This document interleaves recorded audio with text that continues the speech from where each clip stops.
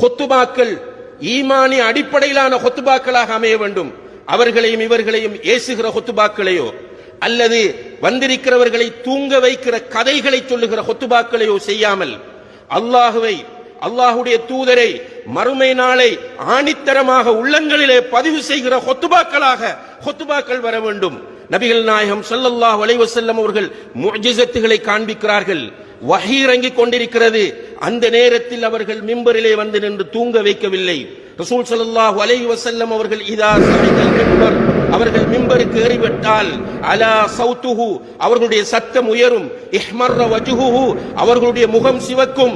அவர்கள் சத்தமிடுவார்கள். கஅன்னஹு முந்திரு ஜைஷ், ராணுவ தளபதி முன்னால் உட்கார்ந்திருக்கிற ராணுவ வீரர்களோடு எப்படி பேசுவாரோ அது போன்றுதான் ஹுத்துபாவுக்கு வந்திருக்கிற மக்களோடு நபிகள் நாயகம் ஸல்லல்லாஹு அலைஹி வஸல்லம் அவர்கள் பேசுவார்கள் என்று சஹாபாக்கள் சொல்கிறார்கள்.